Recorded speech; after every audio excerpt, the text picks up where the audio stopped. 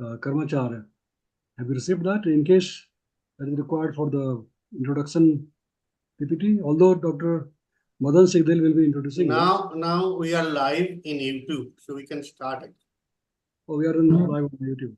But we have to wait for Dr. Pradhan to join. Oh, what Mohan, can you make me host again? Yeah, sure. Can you hear me? Yes. Okay. I think some network issue. I did not notice. Just a minute. Please make me host. Yeah, just. Yeah, Yeah, now you are the host. Yeah. Promote to panelist. So who needs You to talk share to the Dr. slide? Pradhan? Yeah, he joined. Yeah, we were not able to See, the camera is not on. Or Pradhan sir, promote to allow to take. yeah, he is. Pradhan sir. I can see him, but his camera is he has joined. Pradhan sir. Switch on, unmute your mic, please. Pradhan. The mic is mute. Yeah. Sir, are you getting my voice now? Yeah, we can. Yeah. See you also. Possible. Achha, because I'm unable to see my video. That's why I was asking you. Oh, no. We are not able to see you, but we can hear you. Okay, sir. No, he has joined as attendee, not as a panelist. Yeah. That's why I made him as panelist now, but Okay. I don't know. So okay, I'll log in again, sir. I'll log in again. Yeah, sir. One moment, sir. Wait. Yeah, still he is not panelist. Promote to panelist. He declined, Okay. sir. Don't decline that I am making you as panelist.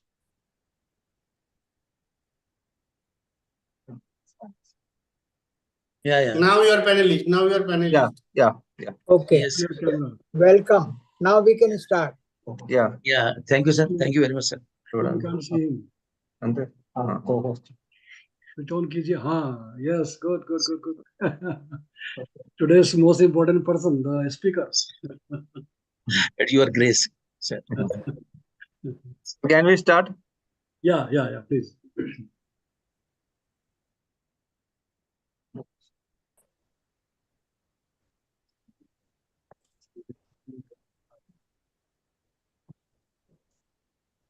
So, good evening to all. Respected president of this function, AVM Ajit Tyagi sir, Secretary Professor Someshwar Das sir, today's speaker, Dr. Pradhan sir, all other EC members and the attendees. So today we have gathered here for the second lecture on radar meteorology, which will be taken by eminent personality, Dr. Devendra Pradhan sir. So without taking much of time, I request Somesh sir to propose the formal welcome. Okay, thank you, Dr. Avilash. Good afternoon and namaste to everyone.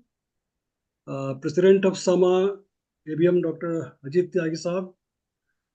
Today's guest of honor, Dr. Jagdishwar Karmachar, the Director General of DHM, Department of Hydrology and Meteorology at Nepal.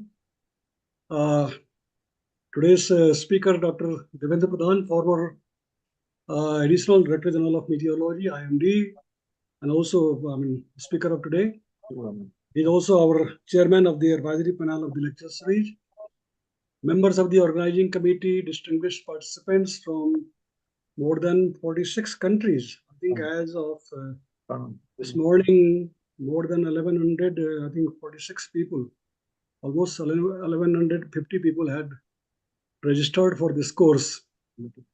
So I welcome you on behalf of the South Asian Meteorological Association, SAMA, an advanced center for atmospheric radar research, ACARR, at Cochin University of Science and Technology, India. There are many new people who have joined this week who were not there last week. So for them, I'd like to repeat once again whatever I mentioned about this course last time. As most of you know, this is a continuation of our efforts on capacity building of the people of South Asia and the member countries of the Non-Aligned Movement, NAM. Many of you may know that we conducted the first online lecture series on atmospheric physics jointly with the SRM Institute of Science and Technology, Chennai, for 4 months during January to April 2023, in which more than 2,000 people from 48 countries registered for the course. Attendees. Then we conducted the second online training on WRF modeling system jointly with CDAC, that is the Center for Development of Advanced Computing in India, for 3 weeks during last April, with hands-on training on the supercomputing system of CDAC. Then we conducted the third lecture series on satellite meteorology for 20 weeks during September 2023 to February 2024. So this is the fourth attempt on capacity building of the people in radar meteorology. We have a distinguished panel of very senior scientists and professors from reputed institutions of this region who are experts in the field. The syllabus of the lecture series has been designed based on the feedback and requirements of the member countries of SAMA.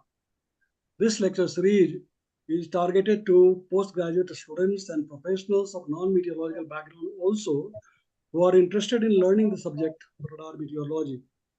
The lecture series will continue for 5 months, that is 20 weeks. It started last Saturday on 25th of May, and will continue till 2nd of November 2024. I have already mentioned about the number of candidates who have registered this morning and from 46 countries. I just checked in the morning that the YouTube lecture of the first lecture of this radar meteorology that is available on the YouTube, that has been viewed by more than 500 people since last 1 week. And of course, this will go on increasing as we go further. As announced last time, certificates will be given to the participants who attend at least 75% of the lectures. Those who are interested in receiving the certificates with grades, that is outstanding grade or excellent, etc., they will have to appear in a evaluation test by paying examination fees, which we shall announce later on.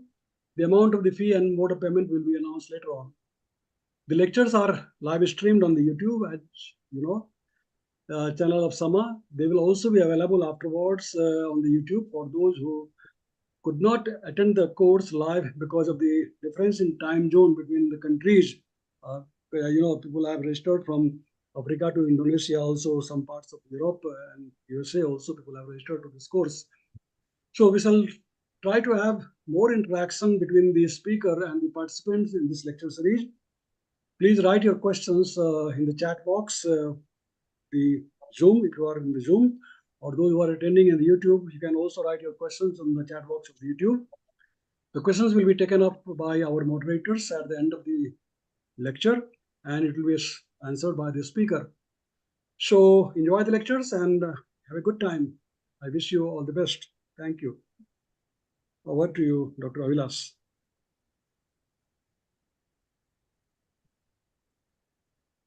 Dr. Avilas, can you hear me? Yes, sir. Thank you.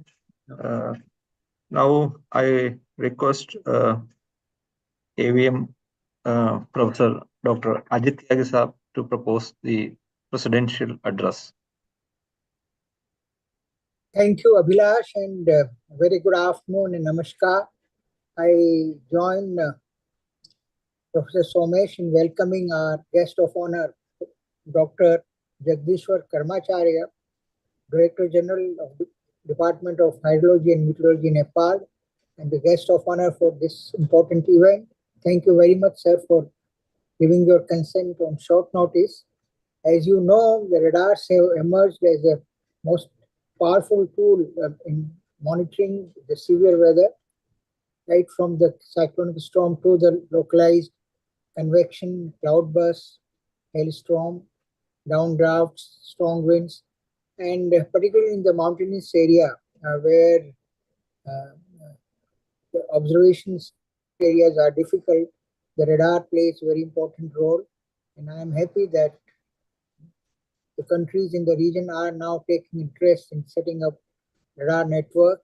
India in Western Himalayas have done it. Nepal has started, have now radars, and hopefully the Bhutan and other countries also will have. I am happy that this important online training program is being conducted based on the feedback, and the advisory panel led by Dr. Pradhan Sahib, who is the chairman of our advisory committee, has done a commendable job in drafting the syllabus and also identifying the speakers. We have now this particular course which starts with the basics, the module 1, then we know it will cover various radar products, their application in forecasting and also in the research. So it covers almost entire spectrum of users, right from the persons who are not so much conversant with the radar syllabus and also and we have now, there is some background noise anyway. So Yeah, if someone is running YouTube, please. okay.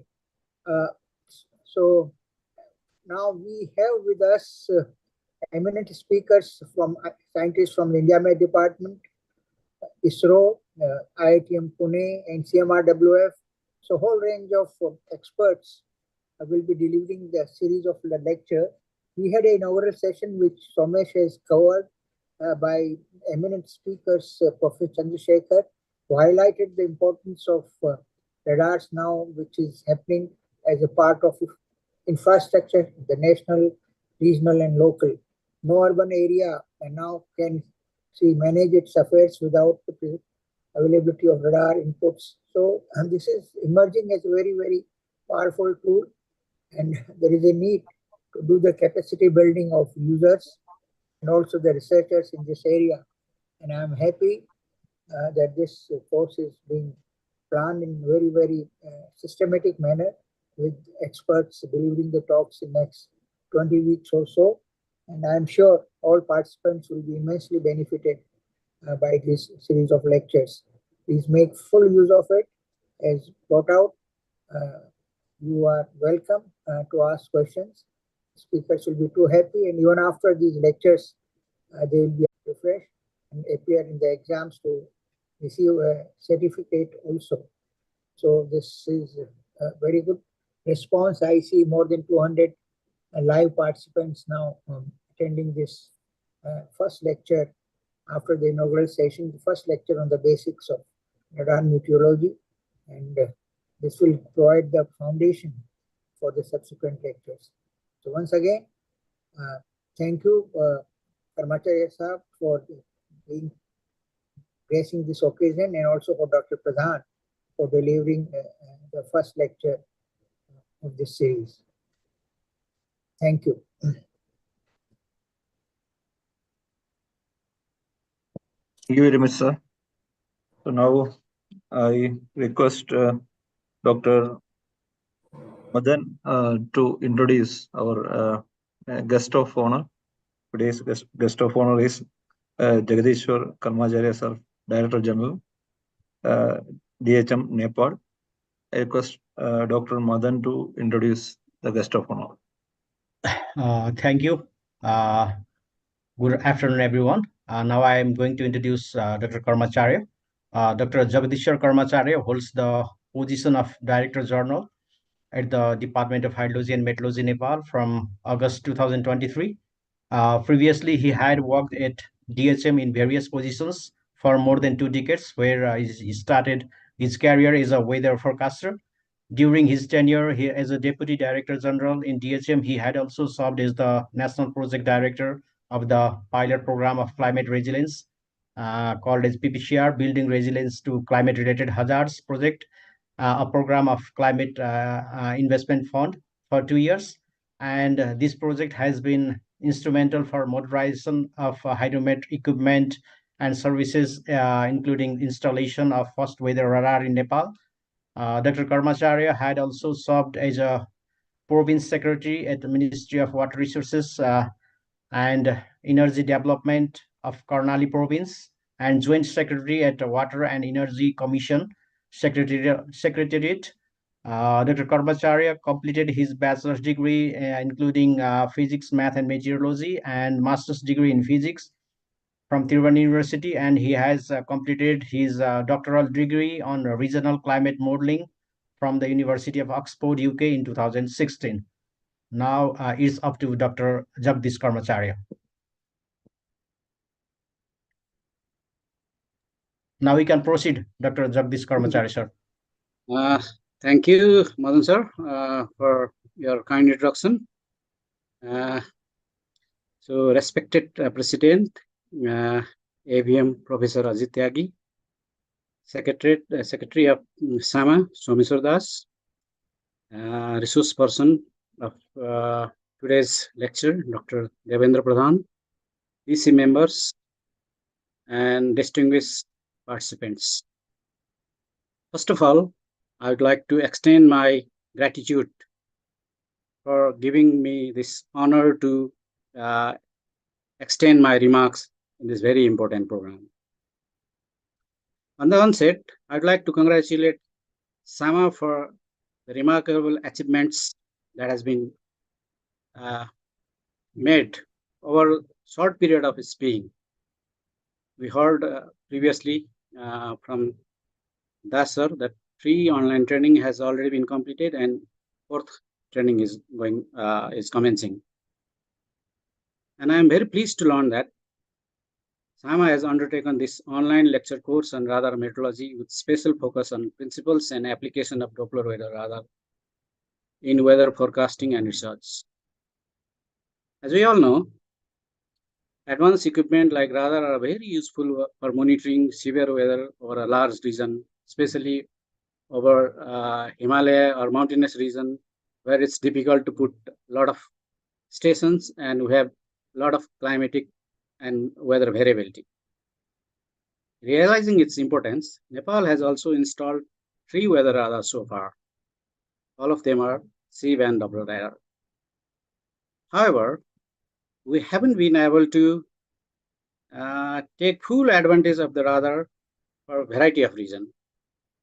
Some of the reasons are related with keeping the radar up and running. Being the radar in the very top of the hills, we often have lightning strikes. Direct strikes are passing through the electric cables. These radar stations, for those, we have to pull sometimes even 5-6 kilometers of cabling, and there's a high chance of getting lightning strike for that, because of that. In addition to that, lack of sufficient training on interpretation basics of the radar meteorology and interpretation of radar imagery is another reason that has hampered our effort to fully utilize the radar products. And in addition, we in Nepal still haven't been able to restructure our organizational structure as per the advancement we had made in the installation of various radar. So I hope that this training will be very useful for all participants, for the operational users, for the researcher, for the early career or postgraduates, because there's a need that we need to have a critical mass in this field, especially in the countries like Nepal, where this technology is being commissioned just over the last 4-5 years.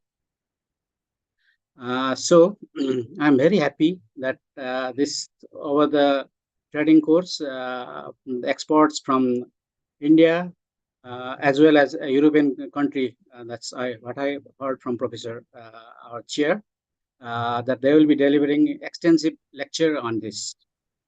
So once again, I would like to congratulate SAMA for organizing this very important training workshop in collaboration with the Advanced Center for Atmospheric Research, Radar Research, and thank all the resource person for their contributions in delivering, taking them their time out to deliver this lecture. And finally, I wish grand success for this training course. Thank you very much for this opportunity.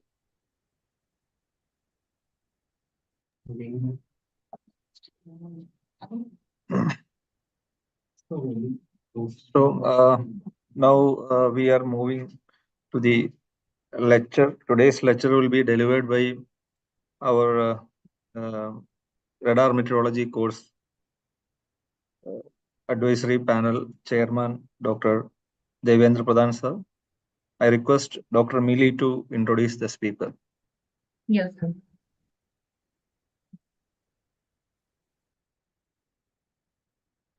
It's my great pleasure to introduce Dr. Devendra Pradhan.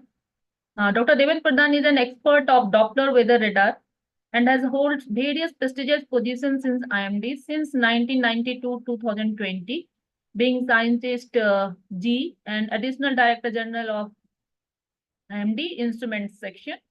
Before joining IMD, he served postgraduate college Mandsaur MP and Corps of Signal Indian Army as faculty of physics.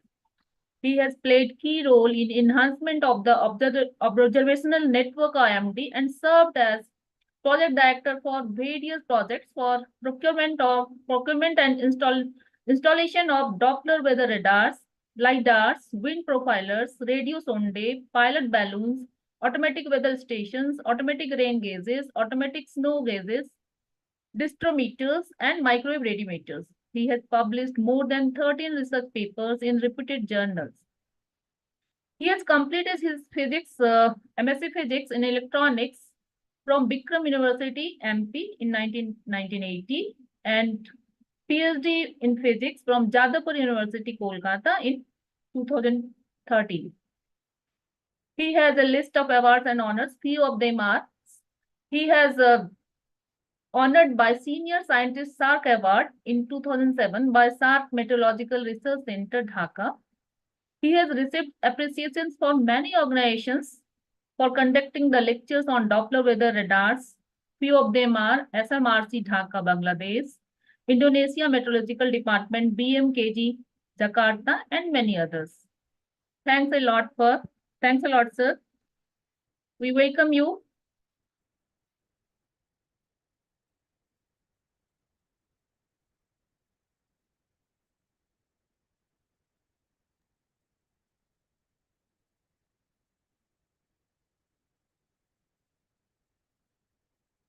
Yes, sir. Dr. Pradhan, sir, please. Okay. Yeah.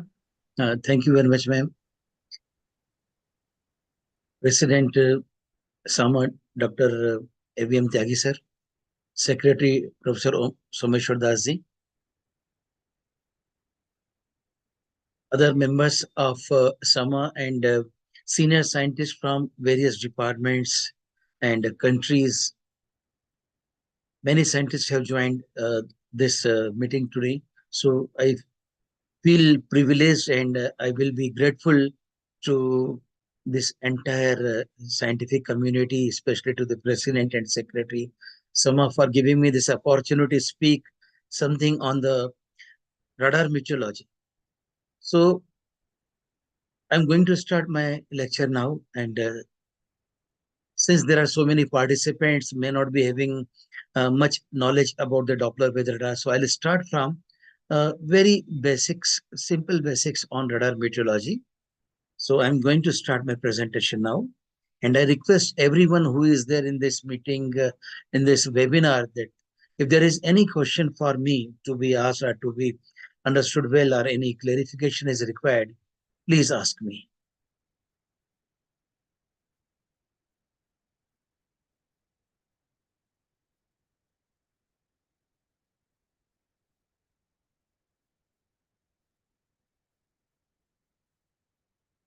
Sir, I hope you are able to see the presentation. Yes, sir. Yes. So thanks once again to everyone who is participating in this weekly online lecture series on radar meteorology. And this is the first lecture which I am going to start now. As we all know that The radar was introduced somewhere in the 1940s when there was the need of finding this enemy aircraft. So that time it was not targeted as that it can be used for the weather detection and weather monitoring, as well as in the research in the weather. That I should say the radar meteorology was not that time thought that it will be introduced for weather predictions. So topics to be covered by me today are listed here: radar principle, types of the different kinds of the radars, analog, non-Doppler, Doppler, range limitation of weather radars due to the earth curvature, what is a pulse radar, and how to select the wavelength in the weather radars. So from the very basic, I'm going to start that radar is basically an acronym of radio detection and ranging, and it is an electromagnetic system for the detection and location of the reflecting objects. So when the concept of radar was introduced somewhere in the 1940s, it was targeted to find out the target like the enemy airplanes and just to for the combat purpose only. But later on, it was used for the many other purposes. So basic principle is will be shown by me later on, but it has been employed to detect targets on or above the ground, in the air, in the space, underwater, etc. So subsequently, we will see that targets which are to be seen here, these may be at any place, but radar can be installed at the ground, or it may be in the space above the satellites and for other purposes also. So radio detection and ranging means the sending the radio waves. Radio waves, you all know, electromagnetic waves of certain frequency, and these are used for the detection and to find the range, that how far is the target from the radar, from the observer. So it has been combined in the form of radio detection and ranging. So it's a basic purpose for a general radar.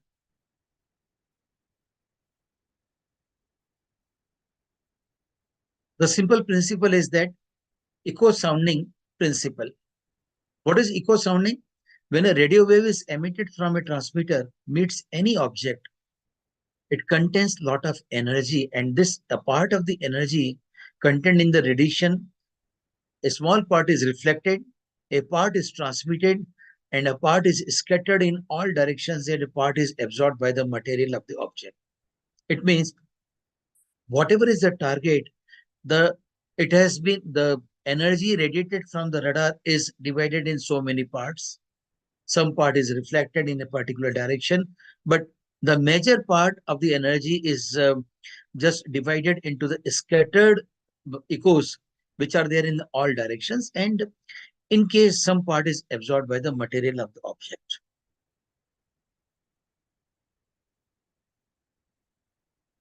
So if we say in simple words, it is an electronic device for detecting and locating a target by means of radio waves, generally known as microwaves. And what are microwaves? We all know. The waves which we are using in the mobile, satellite, microwave, microwave ovens, and for microwave communication and many other places are known as the microwaves, because they have got the wavelength of the order of millimeters or few centimeters. Hope you are aware of the wavelengths and the frequency. So wavelength and frequency are reciprocal of each other. So when the frequency is very high, the wavelength is accordingly low. So wavelength is a small, frequency is high. So a certain frequency band is being used for the radar purpose here that we will discuss later on. The electromagnetic energy reflected from the target is analyzed by the receiver to determine the characteristics of the target. Here we are using the word reflected, but in fact, when we will use it for the weather purpose, in case of the weather radars, we will see the objects are the small drops which are suspended in the cloud or maybe associated with any weather system. So there is not much of the reflection, but there will be a characteristics phenomena that is known as scattering by the target.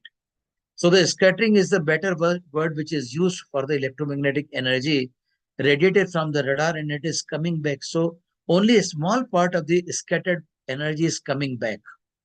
And therefore, we are calling it as back scattered energy, which is coming to the radar antenna from which it has been transmitted. A simple picture here shows that how an antenna is being used for the emission of the electromagnetic waves, and water drop, which is basically a target here in case of the weather radar, which I have already written at the top, that we are discussing about the weather radar. So our target is, it is a water drop. So since water drops are very small, ranging from say 0.5 millimeter, 1 millimeter, 1.5 up to 1 centimeter, maximum up to 1 centimeter is the size of the water drop.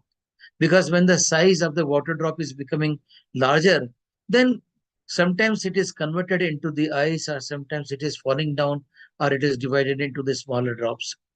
So when the electromagnetic waves are transmitted from the radar antenna, that time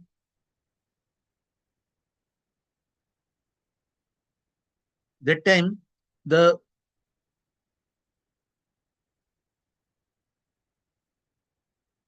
only smart part of the energy is coming back in the direction of the radar antenna.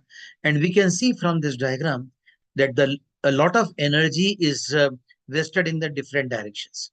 So although we are sending a very high power energy from the antenna, but only a very small fraction is coming back to the radar antenna, and therefore the radar has to be very, very sensitive towards the reception of the signals which are coming back from the water drops. And then its receiver has to be very, very sensitive towards the small or the weak power which is received from the back scattering of the signals. So radar is basically having both the things, the transmission as well as the reception, if we are using the same antenna. But in some cases, there are the two antennas which are used for the different purposes, one for the transmission and other for the reception here. But that creates a lot of complexity, and the installation of the two antennas will be somewhat difficult. So some devices are used here in this antenna. So when the transmission goes on, there is hardly anything which is coming to the receiver side, and the receiver is blocked that time. And when the system is connected to the receiver, that time the whatever received signal is coming back from the object, that time transmitter is switched off. So for a small time, so that we will see that how it is possible. So only one antenna is being used for both the purposes here, for the transmission as well as for the reception here. And this kind of the system is known as monostatic radar. We are using only one antenna for both the purposes. Proceeding further, a simple classification of the different kinds of the radars. As per the use and their applications, we are dividing them like this. Primary radar. It transmits high frequency signals which are reflected by passive targets. Now, what are the passive targets that we can understand like this? That those targets which do not change the characteristic of the transmitted signal, neither the frequency nor the wavelength, but its amplitude might change here. But these are the passive targets which are not changing the basic characteristics of the transmitted signals. Resulting echoes are received and evaluated. Unlike secondary radars, primary radars receive self-emitted signals as echoes. So our weather radars are basically the primary radars, which are not changing any kind of the characteristics of the transmitted signal. On the other hand, secondary radars are those which are receiving the signals from the active targets. Active targets means, suppose we are transmitting at a certain frequency, and when the target is receiving that signal, if it converts or changes its any of the characteristics with respect to frequency or wavelength, then we call it as a target which is an active target, and we will be receiving that changed frequency or the wavelength by the target. So it could be a response from an aircraft transporters transponder, or any other thing. So basically, in the case of the weather radars, we are using only the primary radars in which our targets are passive. Most of the times, these are the small droplets, maybe snow, maybe you should say the hails, and many other objects which are, in general, we can call them as hydrometeors. The meaning of the hydrometeors that they are containing the water and they are suspended in the air, and they are related with the meteorology, that is the atmospheric science, or in the atmosphere. So primary radar and secondary radars are the basic categorization. Now again, defense radars and the weather radars. Defense radars are primarily used for the defense purposes to detect the enemy planes, tracking the trajectory of the missiles over a long range. Since this particular radar is being used by the defense purpose only, so it is beyond the scope of we people that we are using the weather radar. So we have to be confined within the weather related activities. Weather radars are used for the detection and monitoring the weather events such as thunderstorms, hailstorms, cyclones, tornadoes, heavy rainfall, etc. As I use the terminology hydrometeors. So what are hydrometeors? Water drops, snow, hail, etc. These are termed as the hydrometeors because these are related with the water. Once again, we further categorize the weather radars. Now we will continue with the weather radars only because now we have come to our domain that we have to discuss the weather radars. So initially the analog weather radars were there till 1980. We know the meaning of the analog and digital. So earlier radars were the analog radars, and these radars were analog systems with cathode ray tubes. If you remember the earlier TVs, when the concept of the television started somewhere in the 1970s, they were having the cathode ray tubes, and similar system was used in the receivers of the radars, analog radars. Cathode ray tubes were used, and whenever there was an echo, from the intensity of the echo, it was classified whether it is a strong echo, very strong echo, weak echo, or moderate echo to understand the contents of the water inside a particular cloud system. So these were the cathode ray tubes which were used as a receiver ear, means a part of the receiver ear where the return echoes were seen and analyzed. So these signals were received from the target. After striking the target, they are coming back on the cathode rays, but there were so many problems in the analog weather radars and the limitations. So what were the limitations? We will discuss subsequently, but let us understand what was a digital weather radar. After 1975 onward, there was a big revolution in the digital technology, and accordingly, the digital weather radar was introduced somewhere in the 1980s. So these radars were an advanced stage over analog radars where data storage was possible to archive the data which was received from the target. So this was a very important application of the digital radar, that it is entirely different from the limitations which were there in the analog radar, and all these limitations were overcome, almost everything in the digital weather radar. But remember, when it was just introduced here, it was non-Doppler radar because these were the radars which were the digital radar, although digital radar, but they were not being used by for the Doppler purpose, because Doppler application was introduced probably in 1988, where the WSR-88 was the first Doppler radar which was introduced by the Nexred company of USA. So digital weather radar was an advancement of the analog weather radars, where the digital technology, the computers, and other things related with the digital technology were used. Someone has raised the hand. If any question is to be asked, please let me know. Two participants are raising their hands. I think this will be answered at the end of the lecture. Okay, sir. Right. Yes. I'll continue then. Please. So after the digital radars, now we are further categorizing it as per the advancement in the technology, non-Doppler and Doppler weather radars.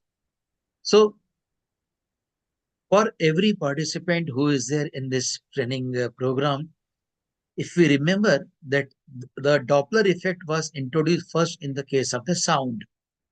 And it was defined like this, that whenever there was a relative uh, motion between the target and the source, there was a change, apparent change in the frequency of the sound. So this was invented by the Doppler somewhere in the 18th century, and it was further uh, modified subsequently now. So when the concept of the electromagnetic wave was introduced in the radars, the scientists thought that why don't we use the Doppler principle for the electromagnetic waves also? So initially there were the non-Doppler radars where no Doppler effect was introduced with respect to the microwaves. But after I should say 1980 onwards, till the development of the first radar next rate at EH here, the research on Doppler weather radar was going on. So what is Doppler weather radar in the simple language? The Doppler weather radar is based on the principle of Doppler effect applied for the electromagnetic waves. But there was a big difference in the Doppler effect for the sound waves, and the Doppler effect was the electromagnetic waves. So when in the case of the Doppler effect applied to the sound, the sentence was this, that there was an apparent change in the frequency of the source by the observer. Apparent means it was not the actual in the case of the sound. And Doppler stated that time, suppose a passenger is standing on the platform and a train is passing by through that platform. It is not stopping here, it is going away, directly running through train is there. So when it is approaching the observer, that time the observer feels that there is a increase in the intensity of the, or not intensity, I should say the frequency or the pitch of the whistle which was given by the locomotive, that is the engineer. But when it is receding away, there is a change in the frequency and the frequency gets reduced. So, however, we know that whenever there is an engineer associated with a rail train, there was no change in the frequency or the wavelength, but there was an apparent shift there. It appears that the frequency is changing. However, in the case of the electromagnetic waves, it was found that whenever a target is moving with respect to the source of the electromagnetic waves, there is a change in the frequency and accordingly the change in the wavelength. And when it was the actual case which was measured by the receiver here, that what is the change in the frequency, or I should say the actual terminology is the change in the phase with respect to transmitted signal, what is the change in the phase, and accordingly the change in the frequency is calculated here. Then this is the Doppler effect, and that gives the importance here, because in our case the clouds are moving. So when the clouds are moving, our radar antenna is stationary, so there is a relative motion between the cloud and the radar antenna. So because of the relative motion, that there is a change in the frequency or the wavelength of the transmitted signal when it is coming back. It is analyzed, and after the analysis, what is post?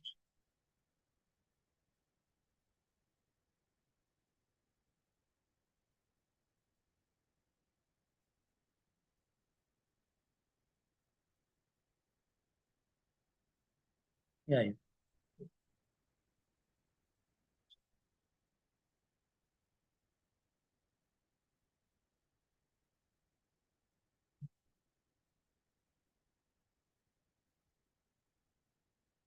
Yeah. I'm sorry, there was a problem in my laptop. Somesh Das, sir, is it okay? I'm continuing. Please continue. Okay, sir. Thank you. So that was the basic principle of the Doppler weather radar, that when it is transmitting a signal from the moving target, when the received signal is there in the receiver, there is a change in the frequency of the received signal with respect to the transmitted. Mr. Faruqi has raised the hand, but I request that I'll answer all your questions and the queries after the lecture. So, Doppler radar, the purpose is it provides information about the velocity of movement, speed and direction in addition to the amplitude of the return echoes. In case of the non-Doppler, only the amplitude of the return echo was measured. If amplitude is more, precipitation content or the rain water content is more, the amplitude is less. So accordingly, the signal strength determines the amount of the precipitation in the cloud. Further, when we are coming to the Doppler weather radars, we categorize as per the type of the polarization used. The meaning of the polarization in the electromagnetic waves can be understood like this, that whenever we are having the electromagnetic waves, it is containing two kinds of the fields. One is the electric field and another is magnetic field. They are perpendicular to each other, but for the radar polarization, the electric field polarization is more important than the magnetic field, and therefore we are talking only about the polarization of the electric field in which the electric field is available in the transmitted or the received signal. So categorization is like that. Single polarization Doppler weather radar where horizontal polarization is there. That is when the transmitted signal is there, electric field is along the horizontal direction only. It is also known as the conventional Doppler weather radar, which is the single polarization basically. Now we are coming to the dual polarization, which has been introduced around 15 years back, that in place of the singly polarized, we are using the horizontal polarization and the vertical polarization. So what was the need of these two polarizations that we will discuss later? Because in horizontally polarization systems, the scanning is done in the horizontal direction, like the horizontal slices are taken here and then overall volume scanning is done. So there was a problem in understanding whether the hydrometer is spherical in shape. That is the case in the case of the small drops, water drops. These are slightly spherical in shape. But when the size of the water drop increases further and it becomes hail. So in the case of the hail, the size does not remain spherical, but it becomes slightly elliptical, like I should say the three-dimensional ellipsoid case or the oblate case, oblate shape is there. So if horizontal polarization is only used and it is doing the horizontal scanning here, in that case, it's difficult to know whether it is containing the water drops or the hails. So just to overcome this problem, the scanning is done in both the polarization, horizontal polarization as well as the vertical polarization, and then it determines whether it is a spherical raindrop or it is a elliptical or ellipsoidal hails, or so it is able to distinguish these two things basically. But the dual polarization radar, which is known as the polarimetric radar also, it is not only used for this purpose, but there are tremendous applications of dual polarization systems here that we will see in the subsequent lectures, where our experts will discuss about the dual polarized radars and its applications over the single polarization DW.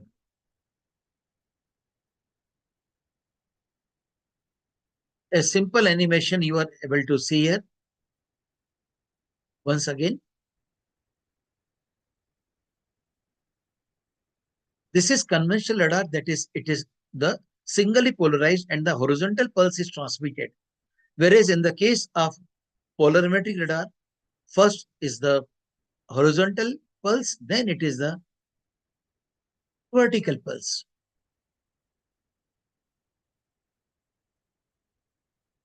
So as you see in this diagram, these two pulses are used here. But the technology wise, these two pulses can be sent alternatively. First the horizontal pulse, then the vertical pulse. and so on, or otherwise, both the pulses can be transmitted together simultaneously. So when we see the case of this polarimetric radar, both the horizontal and the vertical pulses are transmitted simultaneously, and this kind of the polarimetric radar is known as simultaneous transmission and the reception radar. That is STAR, STAR kind of the transmission and the reception. Since my lecture is only for the introduction, that is a basic lecture, more details will be given by the other experts here one by one. This has been taken from some standard books, and on Google also this is available here. And it's one of the very basic and very important pictures here which shows everything. So there are the three basic things in this particular picture. Number one, in the black color, the curvature of the earth is shown here, that you can see that radar is an antenna is installed over a particular place on the ground. And if you see that there is a curvature, this is the curvature of the earth, which shows that if you are going away from the radar, because of the curvature of the earth, the beam of the height is slightly going upwards as the distance increases. So number one, the earth is shown here and its curvature. Number two is the radar and antenna which are installed. And number three, that our hydrometeor system, a cloud is there which is containing the raindrops, and a collection of the raindrops, maybe in the form of the hails, or so many things are there in the system. What's important here? From the radar antenna, when the radar beam is transmitted, it is going in the form of a pencil beam. Very narrow beam is transmitted. But when it is transmitted here, it is going away in the atmosphere. The widening of the beam is taking place. The radar beam is slightly sprayed. And then when it is intercepted by the rain droplets in the cloud, sufficient volume has been covered by the radar beam here. So many objects or so many drops are covered by the radar beam here. And when some part is transmitted, so radar beam, since it is containing a lot of power here, it is going through the cloud. And even if there is another cloud behind this particular cloud or the target, so radar beam is able to see the first cloud, the second cloud, and the third cloud, depending upon the intensity of the raindrops which are available in the systems here. So from the radar, when the beam is transmitted here, it is intercepted by the cloud here that you can see, and it is getting the characteristics of the droplets, the number of the droplet, their size, the water content, and everything is there, which is this information which is coming back in the form of the received signal. So one is the radar beam, another is the cloud system, and the third, which is very, very important, is the ground and the curvature of the earth. Suppose we say that this particular C-band radar is about to see 300 kilometers, or S-band radar, it is able to see around 400, 500 kilometers. The range is 500 kilometers, 600 kilometers only. So there is a question in everybody's mind. Since the electromagnetic waves can go up to 3 lakhs kilometers in 1 second, and you can put a lot of power also.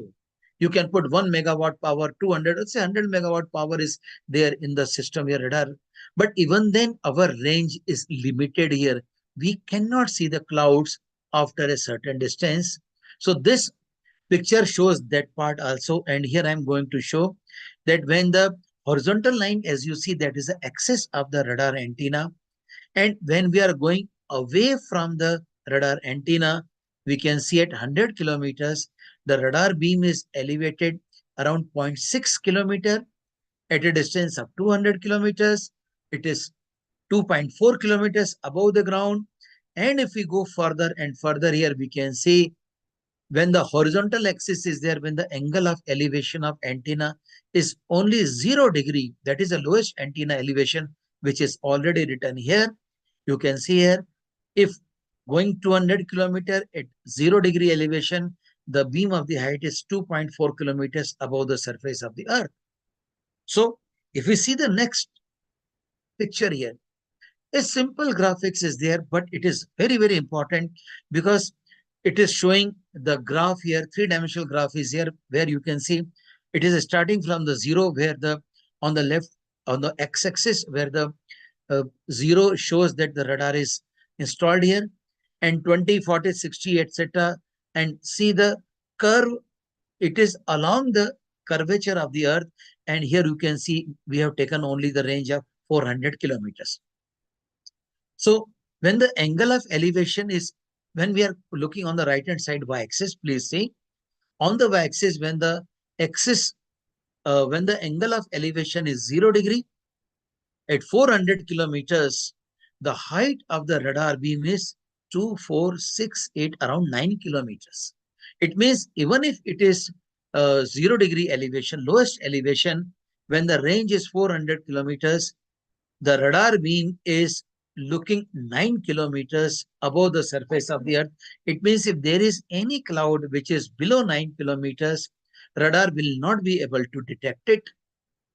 In many cases, instead of going for the 0 degree, because of many hurdles and the mountains and some terrain conditions, when the antenna elevation is 0.5 degree or 1 degree, then also we can see, when suppose the antenna elevation is 1 degree, so at 400 kilometers, we can see it is going up to 10, 12, 14, around 16 kilometers.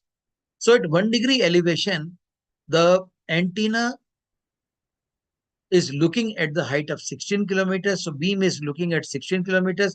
It means if there is any cloud, its overall vertical development is below 16 kilometers, will not be detected by the radar. And that is the reason that why the radar range is limited, because of one important natural constraint or the limitation is the curvature of the Earth, which limits the range of the radar.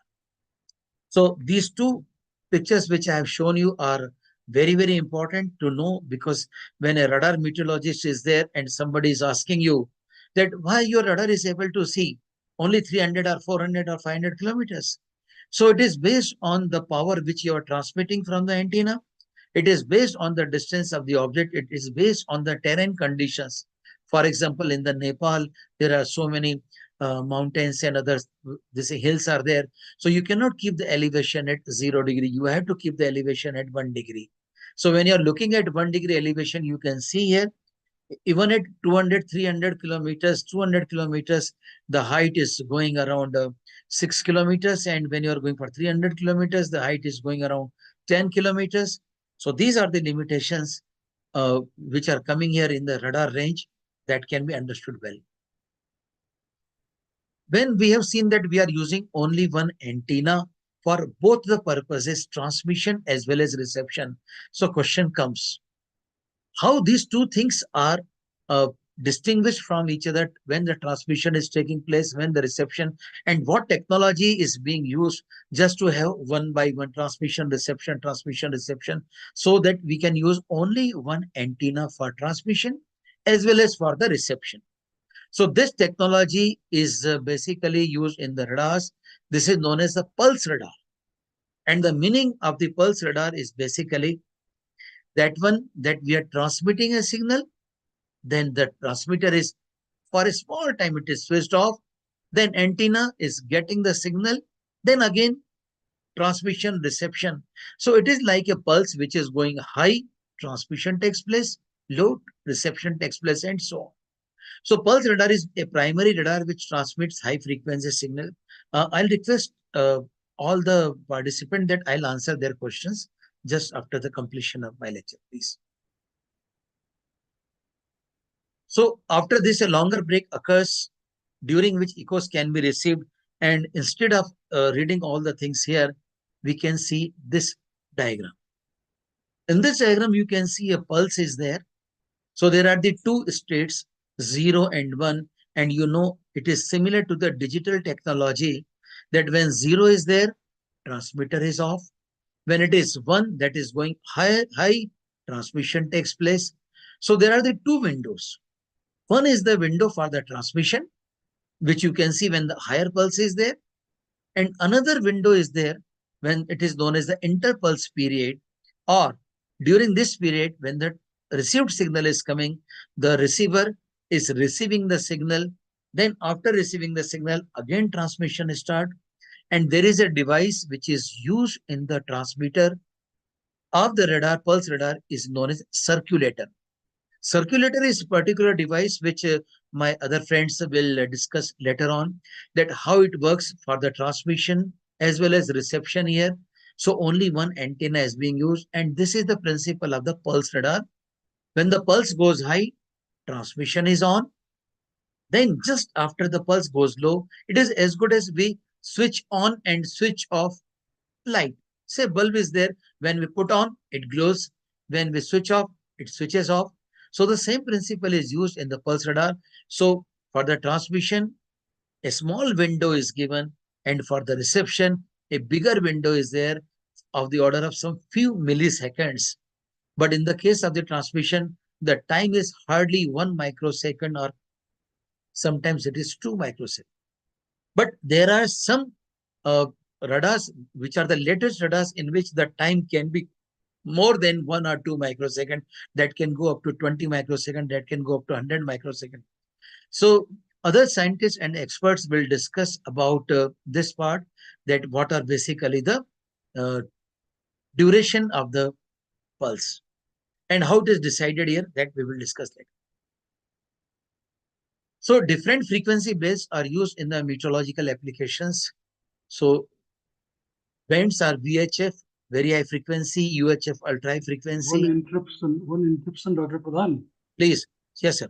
We see some black box on your PowerPoint slide. Can that be removed? Is that in your control? That I'll see, sir, if possible. But it is showing this all. Can we remove it? Black strips are appearing. Yes. And bigger here. Is covering the text. Yes, I am also feeling the same, but just note down the slide number, stop it, and again open the file. I think. So basically, it is showing all your controls, slide control, mute, stop video, and that particular slide bar is there. Okay, now it is increased. Yeah, it has increased. So we just remember the slide number. Okay. Close the PPT and again open it. Okay. I'll escape it and once again. Yeah. And now also it is there. Both. You completely close the PPT and then reopen. Okay.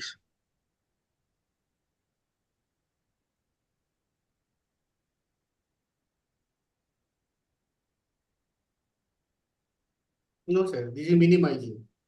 You close it. Okay, I'll close it. Yeah. Now again you open the file. Right, right. It is a problem of your screen. So you can share the file with any of us.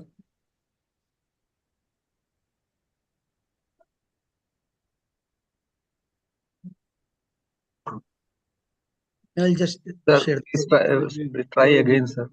Yeah, I'm doing it, sir.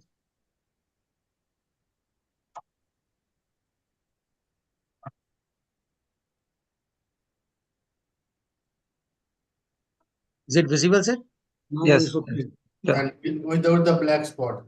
So now do the full screen. Go to the slide which we were Full discussing. screen. Now full screen. Yeah. F5. F5. Yes. Yeah. F5. Yeah, no, sir, no. Yeah. Okay. Yeah. Otherwise, I can. Yeah, I'll come to that particular slide. Yeah, now it is fine, sir. Now it is fine. Okay. Okay. Yeah. It was Now it is fine. Yeah. It's okay, sir. Yeah, Yes, sir. perfectly. Yeah. Okay. Sir.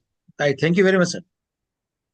So we were discussing about this pulse radar, that during the pulse, when it goes high, transmission takes place, and for the remaining interpulse period, the reception is taking place. So same antenna is being used for both the purposes, transmission as well as the reception. Frequency bands which are used in the meteorological applications are so many. But let us start from the L band. L band radars are there. S, C, X, KU, K, K, and millimeter band is also there.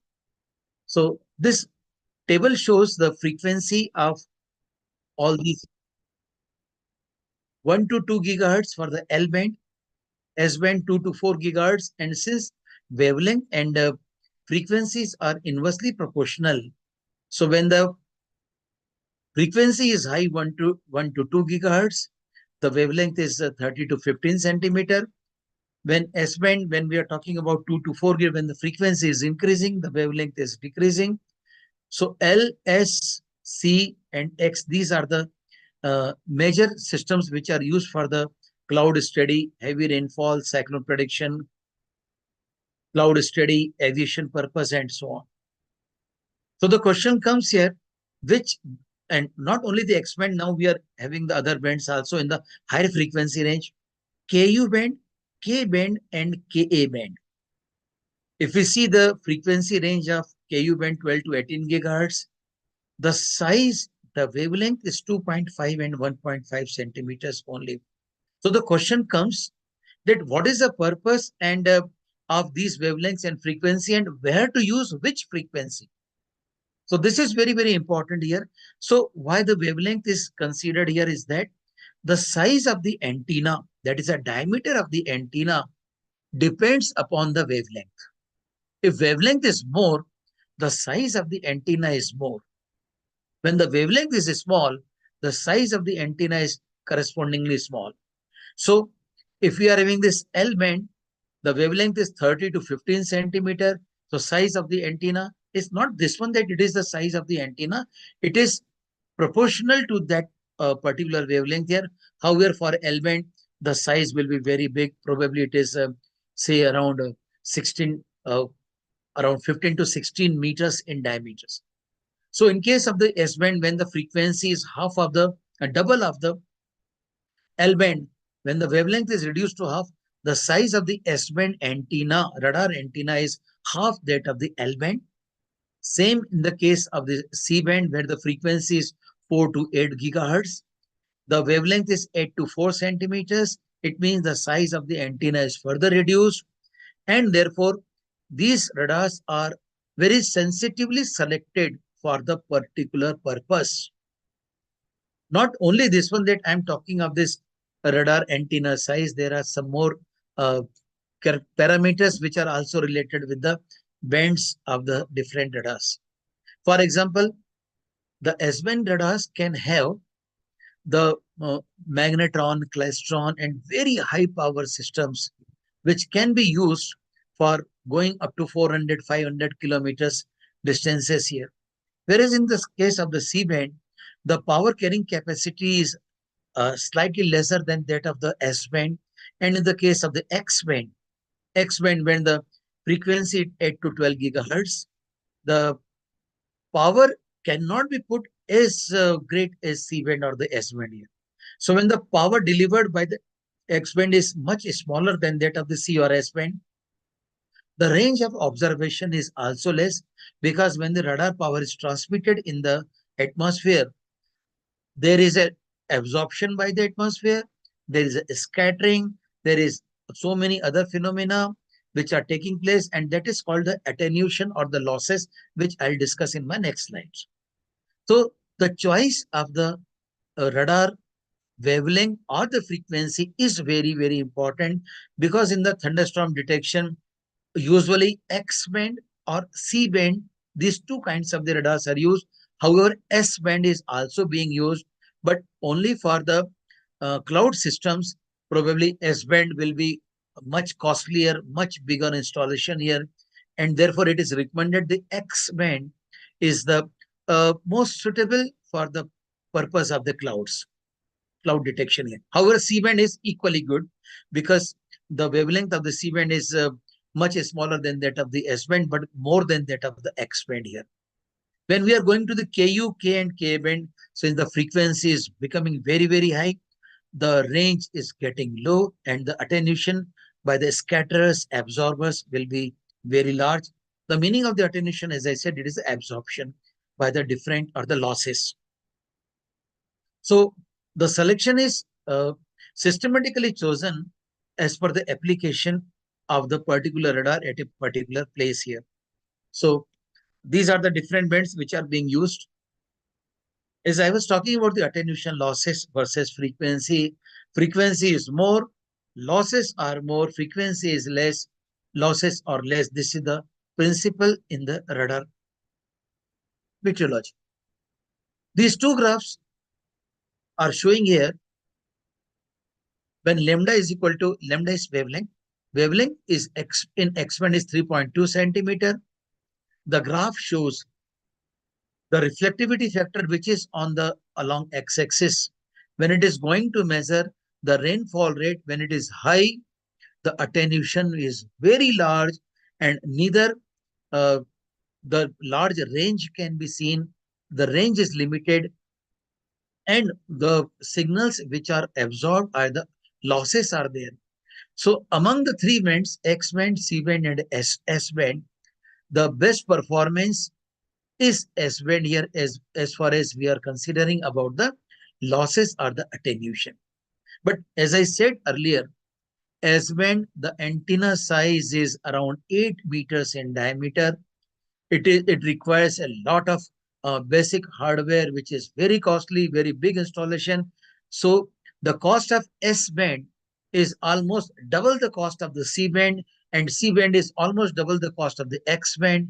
And that is the reason when we are looking for the X band for the atmospheric detection here, the range is limited, but the cost is sufficiently good, say somewhere around half of the cost of the X band here. So this is the first graph which I have shown you. When the frequency is more for X band, the losses or the attenuations are also large. Same is this in the case of the second one. Again, you can see here the rainfall measurement, rainfall rate measurement for the 10 centimeter is very good here. A very good observations can be there for the higher rainfall here, and range also can be very, very good in the case of the S band. In the case of the C band, which is there in the dotted graph in the middle one, where lambda is equal to 5.7 centimeter. And in the third case, when it is X band here, the range, not only the range, but the rainfall measurement also decreases. So this is basically the comparison of the three bands, X band, C band, and S band. So as per the required application only, these three bands are being used here. So once again, I say, as per the applications for the weather system detection here, I take an example. In India, S-band radars are used for the detection of the cyclones basically, and these are installed mostly at the coastal stations, but some S-band are there in the inside the country, also at the plains. So in the case of the S-band, the maximum range which can be seen is around 400 to 500 kilometers, but not only the range, since large power is delivered by the S-band radars here, around 1 megawatt power is delivered here. So the lot of information about the cyclones can be seen here, because in the cyclone, the heavy attenuation of the signal takes place. So in place of S-band, if we are using the C-band, this is perfectly okay because it is a good compromise between X and S-band. However, the range will be limited, but the information can be obtained from the C-band for the cyclone to find out the eye of the cyclone and in the spirals which are having the wall cloud region and so on.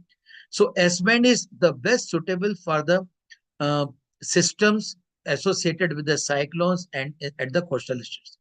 Whereas C-band radars are good for both the purposes, storm detection as well as for the cyclone detection.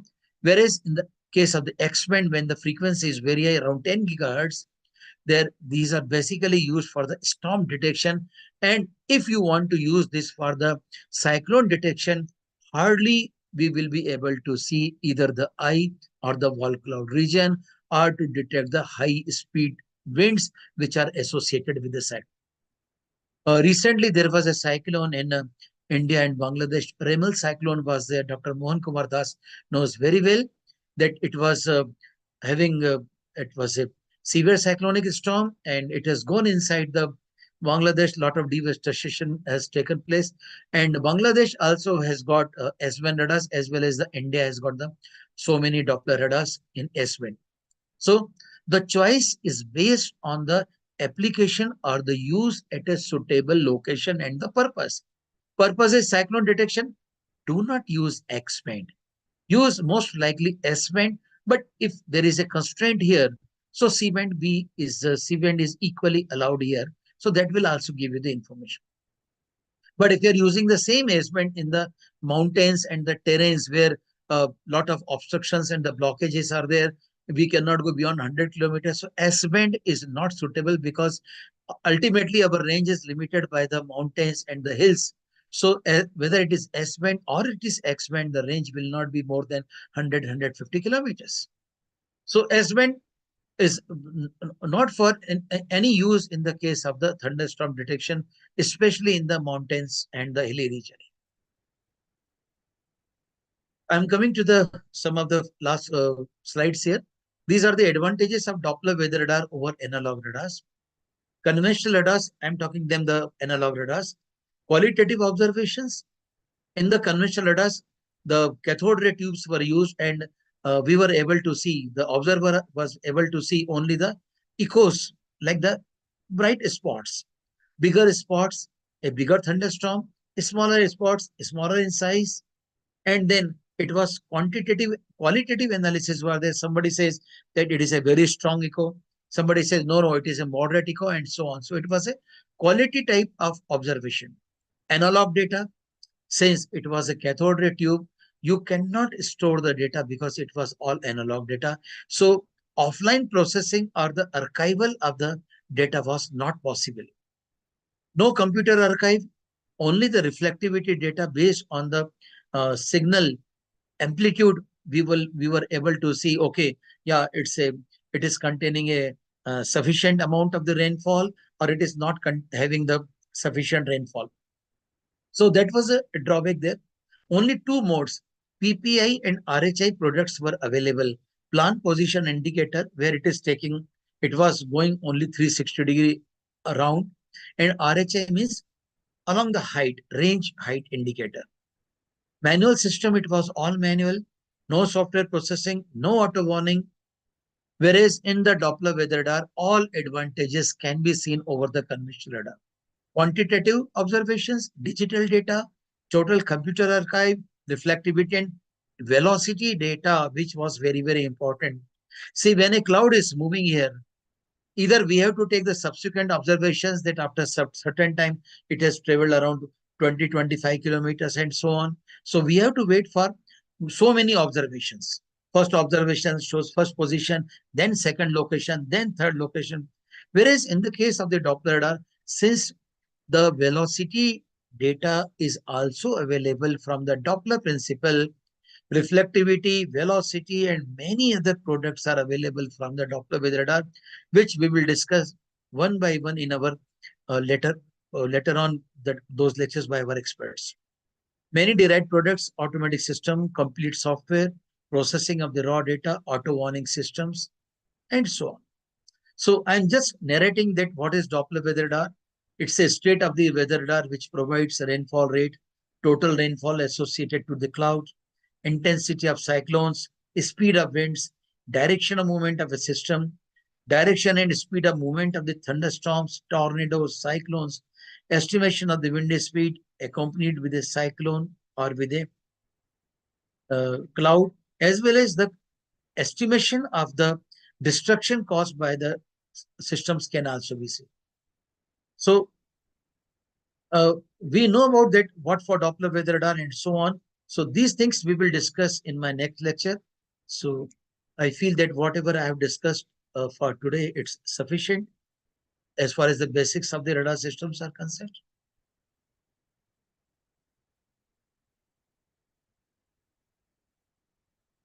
Dr. Swagatan. I am here. Just I was waiting that Dr. Uvilas actually give me that the next responsibility. But okay, I can start from here itself. Okay. So the first question I could ask that which I have received from Murli KB, which band is more suitable for forestry application? For Forestry. Forest applications, or I didn't get the word very. Forestry application. forestry application. Yeah.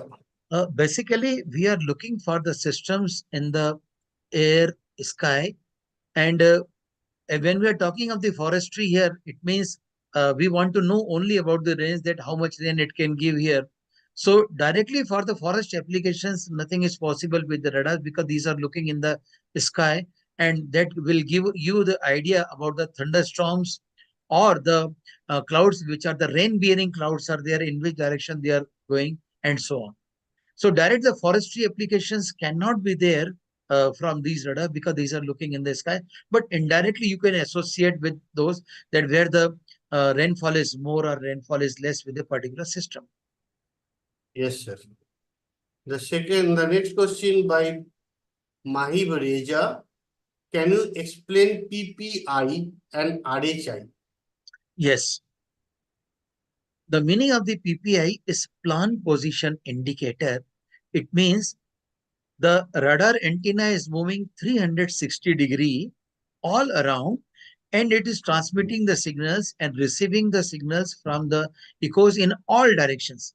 Because when the radar is there, the cloud developments are there in all the possible directions here. So when it is at a particular elevation angle, elevation means it's slightly inclined antenna, and it is giving you 360-degree observation. It is known as plan position indicator, PPI. So suppose at in the easterly direction, east direction of east here, we have found one cloud is there. But if there is one cloud, if you want to see that what is the vertical development or the height of the cloud, presently it is not required. Earlier it was there in the case of the conventional radars. The radar antenna was stopped in that direction of that particular cloud, and it was given the vertical movement. I'm talking of the antenna. It was given in a vertical movement. So when it was going in the vertical direction, it was giving the height as well as its range. So when the vertical probing is done or the scanning is done only at a particular point, just at a particular point in a particular direction, it is called RHI, range height indicator. So PPI is at a particular elevation angle, 360-degree rotation. But whenever a cloud is seen, the radar antenna is stopped in that direction, and then scanning is done in the vertical direction. So PPI, horizontal direction, 360-degree azimuthal, we call it as azimuthal scanning, and then RHI is the vertical scanning. Thank you, sir. Can you stop sharing that slide? Then I think even streaming will be better. Yeah. Okay. Yeah. And also, Pradhan साहब, अगर आपके पास image है RHI और PPI का, तो people will be able to understand better. Sir, in the next lecture, I'll do it. Okay. There is no issue. I have got this image. Yeah, otherwise IMD का website से निकाल के दिखा दीजिए. No, I have got the lot of data with me, so there is no Okay. problem. I think there are certain things which I will be covering, and some other lectures those will be covering in details. Yes. Okay.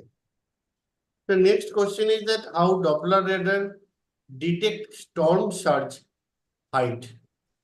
Doppler radar cannot detect the storm surge height, because storm surges are there in the ocean, and the radar antenna is looking only in the upward direction. The storm surge is given by our Indian Institute of the INCOIS is there in the Hyderabad. They are able to see the storm surge, but there is an indirect measurement by getting the wind speed here, and SMRC Dhaka has given one particular equation, the height of the storm surge, by calculating this full screen. Actually, for measuring the level of the water, there are different types of radars, not this the water level, etc. Yes, stop screen if it is possible. Yeah. Stop sharing the screen if it is possible. Okay, yeah. Thanks a lot, sir. Yeah. So, Yeah. So storm surge is not possible, but in one of my papers, I have used one equation which was given by this SMRC Dhaka, that depending upon the radial winds, maximum radial wind, we can calculate the storm surge. And there is one paper which I can share that my estimation was around 10 to 15% deviated from the actual observation. But around 6 or 7 cyclonic storms I analyzed, and I found that this equation fits up to certain about 80% accuracy here. But in fact, now if we are going directly to the inquiries, they are providing this height of the storm surge directly. Also, I think, Pradhan Sahab, there are some radars, special radars to measure the level of the water in the river. Yes, sir. So those will be more useful for measuring the storm surge, not this. But I tell you, sir, those radars will not be applicable in the case of this purpose. They are the hydrological radars. They are just measuring the height of the water level. Whenever the water level is increasing, it is getting the information that how much it has been raised, and it is giving the information. These are the low power radars, and these cannot be used for the storm surge basically, because the storm surges are going up, and when the strong winds and the storm surges are there, so no such radar can sustain there in that fury of the winds. yeah, there is one more question by Mulli KV, that which band data is available for free of cost? If you're talking about the free of cost, basically, Dr. Gajen Kumar is there. He is the custodian of the radar data. If it is used specifically for the research purpose for some institutes, for some educational institutes, and only for the research, not for any kind of the professional or the commercial purpose. So on the basis of the request to IMD, IMD can provide the data. And since Dr. Gajen Kumar is there with us, he will definitely. Perfectly, you are right, sir. IMD is open for any research in India, or IMD provide the data free for R&D purpose. But for any commercial or any other requirement, there are certain procedure to be followed and payment to be made. That's the procedure. Thank you. Thank you, sir. What is ground clutter by Navdeep Singh? Probably you should wait for some more lectures here, because Dr. V. Kannan is there, Dr. Gajen Kumar, and some more IMD experts are there.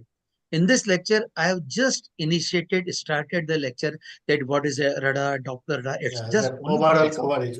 Yes, but my friends and other scientists from IMD and other organizations, they will explain each and everything. I can also explain, but probably it is their domain now, so they will speak later on. Okay, thank you, sir. So we'll wait for that. Yeah. And how much coverage area of C-band radar? I mean, C-band radars coverage zone? Around 250 to 300 kilometers. It can go, the signals can go up to 400 kilometers, but there is a prescribed, or it is advised that C-band is used for 250 to 300 kilometers. S-band can be up to 400 to 500 kilometers. X-band is limited only to 100 to 150 kilometers. There are few questions related to PPI and RHI. So today I'm not going to ask, because maybe you will cover later. Yeah, so we'll take those questions on that time. There is a small question. How will you differentiate between a bird and cloud patch? If the cloud patch is of the size of bird, very rare case, but still, sir, is there what to answer? Will you please repeat what is the distinction between cloud and cloud patch and bird? How to distinguish between cloud patch and bird if they are in the same size? See, the reflectivity what we are getting from the cloud patch and the bird, this can be distinguished by the Doppler weather radar without any problem here, because because in the case of the cloud patch, it is very unsymmetrical kind of the system. The clouds are not having any symmetry here, and in the case of the bird, since the size is quite small here, so the reflectivity which is obtained from the bird and that from the cloud patch will be altogether different, as well as the bird is moving from that area and you won't be able to see it further, but the cloud patch will remain there at least for a few minutes up to certain distance here. So, and since when we are looking for the stationary birds or some systems or ground clutters here, these are automatically removed by some software developed in the systems here to remove the ground clutters and the other things here. So Doppler radar is able to distinguish between these two. Yeah. So how Doppler radar can be able to detect the fog? No, there is no direct measurement here of doing the fog, because the height of the fog is from the surface only up to few hundred meters, say around 200 to 300 meters. So the antenna elevation, even if you are doing it, it won't be able to see. And in the fog, when the suspended aerosol particles and others are there, you cannot use X band, C band, or S band. Again, you have to use some higher frequency. But I say that the fog detection is not possible by the Doppler radars so far. Indirect measurements can be there, but no direct measurement is possible. So, Dr. Abhilash, still there are few questions. So, can I continue or we can stop over? Because I think we have answered more or less. Yeah, More than, yeah. maybe we Okay. can. Okay, so What about the time? It is already 4:30, so it's exceeded the time already. So because Pradhan sir is giving few more lectures. Maybe it was an outlier of those lectures. Yeah, so we maybe can ask later all these questions. overlapping also. Today I started slightly late, but next time I'll start sharp at 3 p.m. and I can continue up to 4 p.m. or 4:15 p.m. Yeah, yes. So there in the next lecture I'll be getting more time and to ask many more So questions. two small questions which can be answered very directly. Is Please. it possible to estimate greenhouse gas emission? No. No. Is the heat wave study can help by the radar data? Which one? Heat wave study. Again, I say that's not possible here. Yeah. Cloud physics and the cloud microphysics can be done by this K, KU, or K band. But those are for the cloud physics aerosol particles, especially in the suspended in the sky here. But if you're talking about those things at the ground or the heat waves, this is not possible. Yeah, I think the other question we can take it later, because the movement of the cloud, all these things, Shara has explained very well. Even all of you can go through that YouTube, and the next time catch up with a more constructive way. Okay, so the question answer part is over from my side. Now it's done from Dr. Ravidas. Yeah, now the photo session. So maybe yeah. I request all of Our cameraman Dr. Mohan is there. Yeah.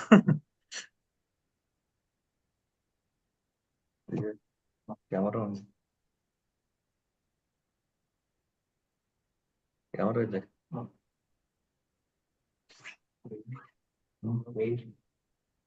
Screenshot and Mohan? It's not visible. Yeah. So we are only okay. Here I can take Kannan in camera, Dr. Kannan.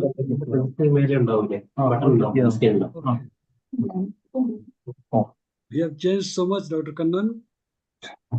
I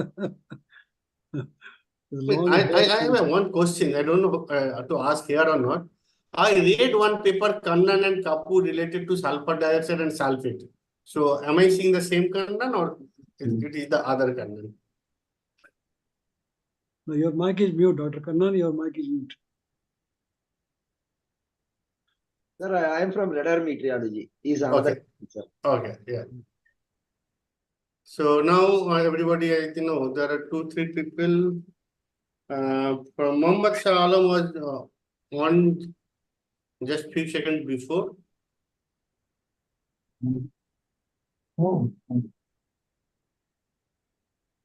Also, Dr. Kyalwin Wu, please, from Myanmar.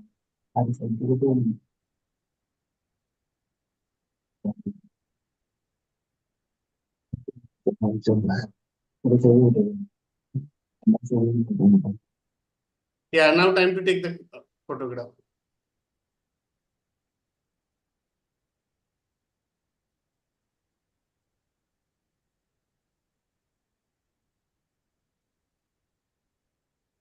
It is time for photo session.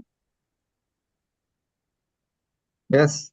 MD Shalom, just fix your video properly.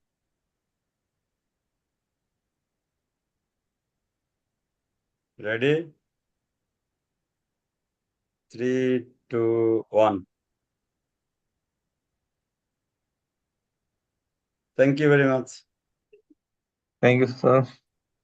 So we are towards the end of this program. So I request Dr. Mohan Kumar Das to propose the vote of thanks.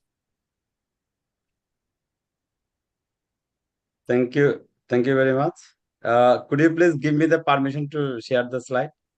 I just disconnected due to network Yeah, connectivity problem. You are the co-host. Yeah, please.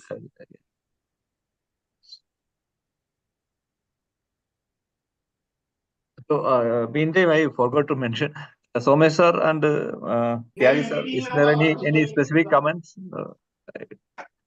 Maybe let the vote of thanks be there first. Yeah.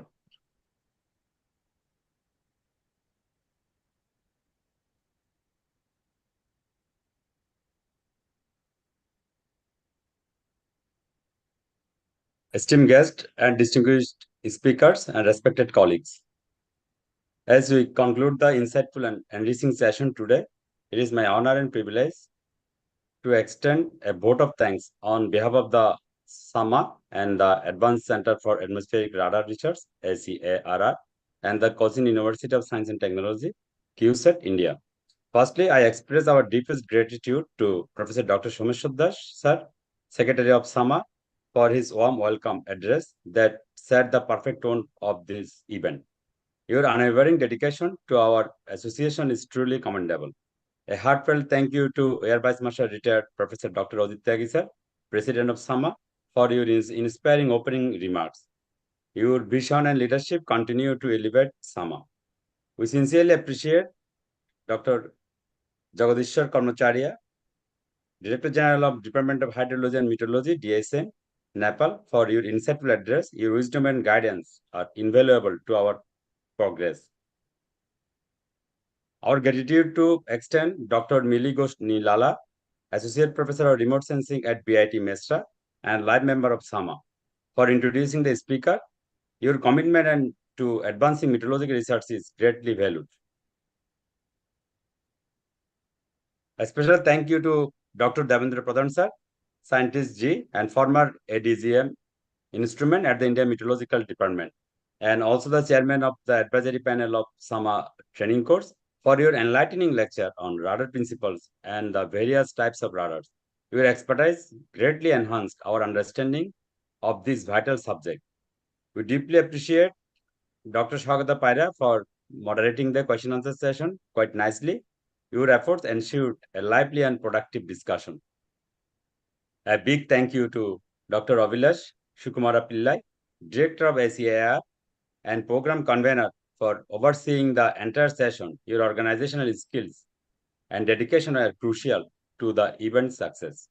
Lastly, I would like to thank you all the participants for their active engagement and contributions. Your presence and enthusiasm make this event truly worthwhile. Once again, thank you all for making this session grand success. We look forward to your continued support and participation in our future events. With heartfelt thanks and best wishes for a splendid day ahead. Thank you very much. Also, thanks to Dr. Madan Sigdel for introducing the guest of honor. Yes, sir. Sorry, I forgot that one. Also, a special thanks to Dr. Madan Sigdel for his tremendous support to introduce the resource persons, guest of honor. Thank you, sir. All the ACARR and CUSAT team for nicely organizing and supporting the entire lecture series. Thank you very much. Yeah, actually, sir, I would like to request Abhilash sir to provide those names. So in next Yeah, time, I yeah. can give the all things quite a proper arrange. Yes. Okay, thank you. Thank you very much. So the next meeting will be on 8th June. The lecture will be delivered by again Dr. Pradhan sir on I think scattering principles. Yes, sir. Yeah. One of our advisory panel member from Myanmar is there. Would you like to say a few words, Dr. Calvin Wu? Like to say something? Dr. Calvin Wu, are you able to hear us? Yes. Yeah. Would you like to say a few words? He is Thank the you Deputy for Director of the DMS Department of Meteorology and Hydrology at Myanmar, and also the member of our advisory panel from Myanmar. very interesting, and the lecture will be very supportive to our operational scientists and radar engineer or radar forecaster. By using this knowledge, we will enhance our knowledge and background knowledge and understanding, and to our future, we can add this knowledge from this radar training program. Today, this lecture also very busy, but very important, very interesting. Thank you. Thank Thank you. you Thank very you much. very much. Yeah. Dr. Mohan, did you stop that streaming or can I leave in the I think it Zoom will session? be automatically stop if you close the Yes. session, or as a host, you can do it.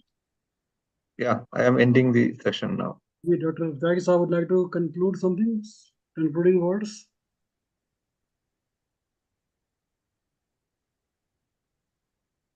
Yes, sir. Mute. Is mute.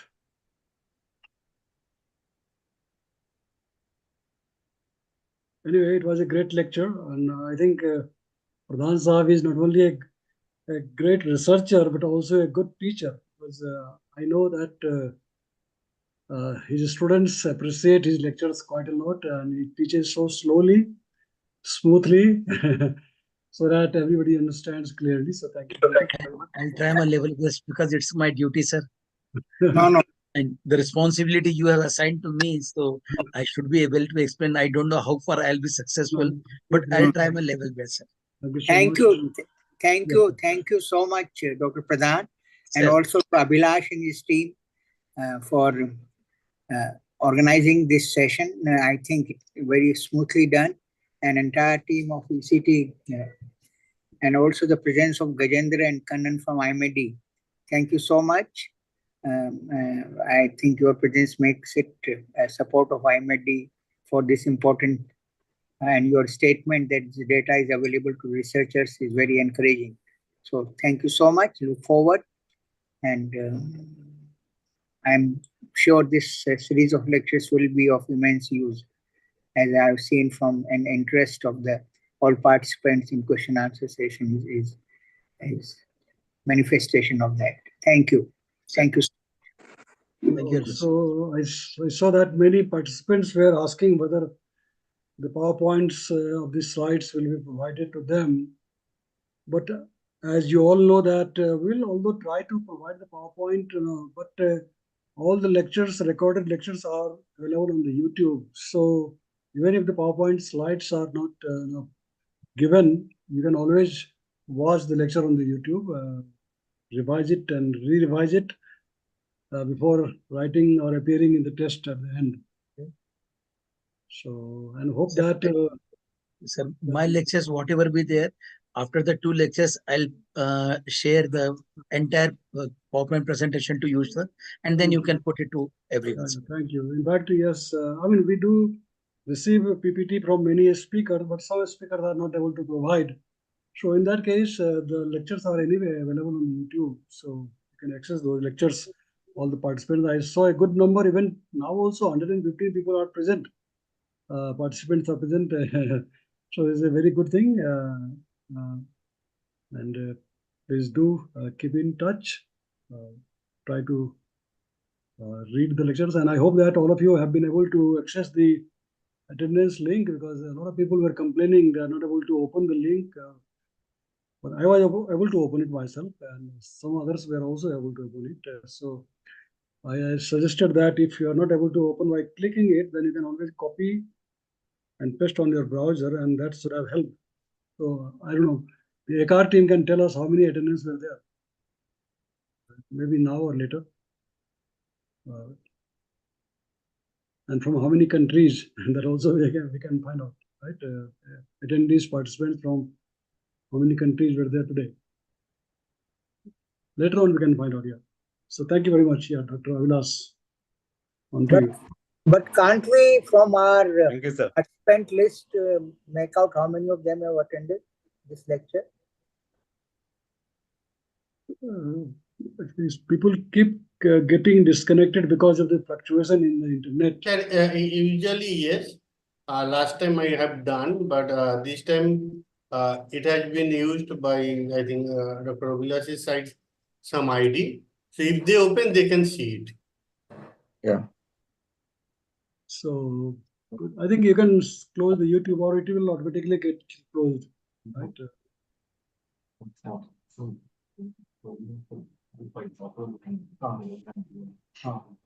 My place, there is no power since morning. Luckily, I was thinking that I may get interrupted suddenly, but it continued. Okay, we'll do it later, sir. I end the session.